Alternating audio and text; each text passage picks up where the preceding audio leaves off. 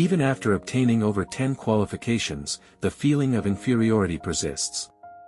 Insights from a former recluse turned qualification maniac. Hello everyone, I'm Notifatafata. Today, I'd like to share my experiences of feeling inferior despite obtaining over 10 qualifications and the important lessons I learned from it. Let's get started. During my student years, as I prepared for job hunting, I felt a strong sense of inferiority towards the outstanding students from other universities. To escape that feeling, I chose the path of obtaining qualifications. I studied for 16 hours a day and ultimately acquired more than 10 qualifications, ranging from major certifications like Bookkeeping Level 2, Financial Planner Level 2, and Securities Analyst to more niche ones like Certified Motivation Manager, Hospitality Certification Level 2, and Business Practical Law Level 2.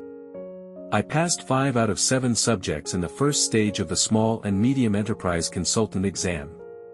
Additionally, I maintained a habit of reading the maximum of 14 books borrowed from the library within 2 weeks for over 3 years.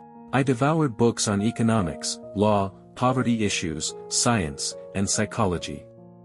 However, this resulted in an even greater sense of inferiority. Originally aiming to become a management consultant, I set my sights on obtaining the Small and Medium Enterprise Consultant qualification. However, due to its difficulty, I hesitated and started with Bookkeeping Level 3. Unfortunately, I failed 3 times in a row, leading me to despair, questioning, can someone like me really become a consultant? Although I later succeeded in obtaining the Secretary Certification Level 2 and Microsoft Specialist, my confidence didn't build, and I continued to pile on qualifications including Securities Analyst, Financial Planner Level 2, and Bookkeeping Level 2. Before I knew it, I had become a complete qualification maniac. My delusions intensified, and I thought, I can't compete with top university students, leading me to pursue certifications like Certified Motivation Manager, Mental Health Management, and even Math Certification. I studied for TOEIC and TOEFL, hoping to add prestige to my self-introduction. However, my studies for the Small and Medium Enterprise Consultant exam fell by the wayside as I armed myself with other qualifications. At that time, I had a grand dream of wanting to create a large company after becoming a management consultant.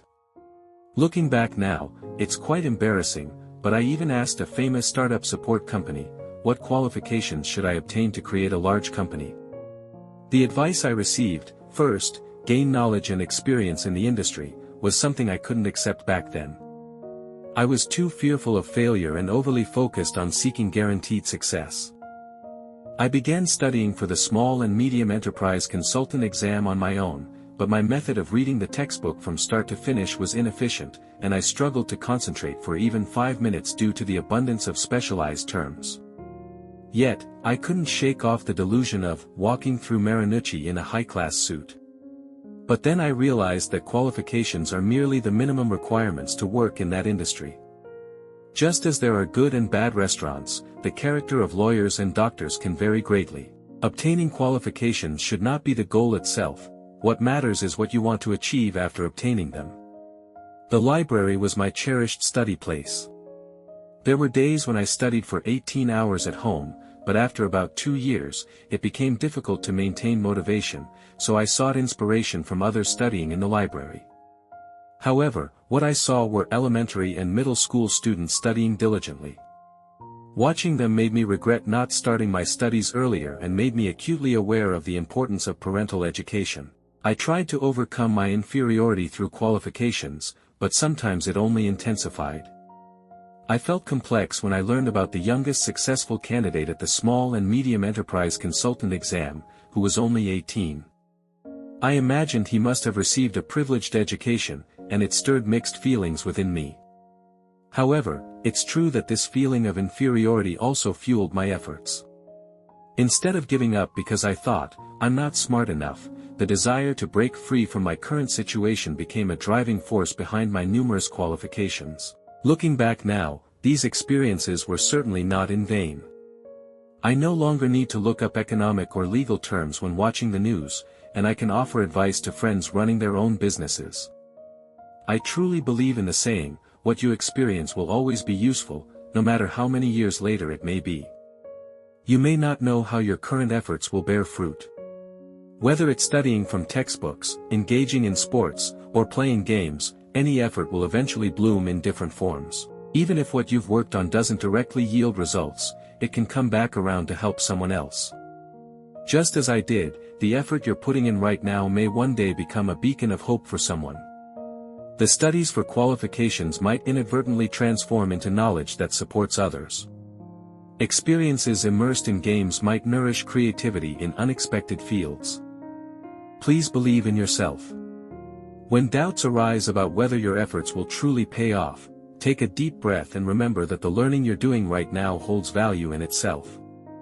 No one knows what kind of flower a single seed will bloom into until the time comes.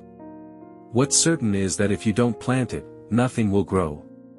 Your efforts today could become the strength that saves someone tomorrow.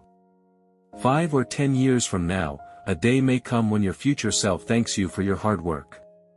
Trust in that possibility and keep moving forward step by step. I'd like to end here for today. Recently, I've started counseling for those struggling with social withdrawal or difficulties in life through a service called Kokona. Whether you are a person facing these issues or a family member, please feel free to reach out. The URL is in the description. Thank you for watching until the end. Please subscribe to my channel and give it a thumbs up. I look forward to seeing you again. Until next time. Loneliness in the crowd, I'm fading now. Loneliness in the crowd, no room for doubt. All these flashing lights, but none to light my way. Silent cries for help, they only push away.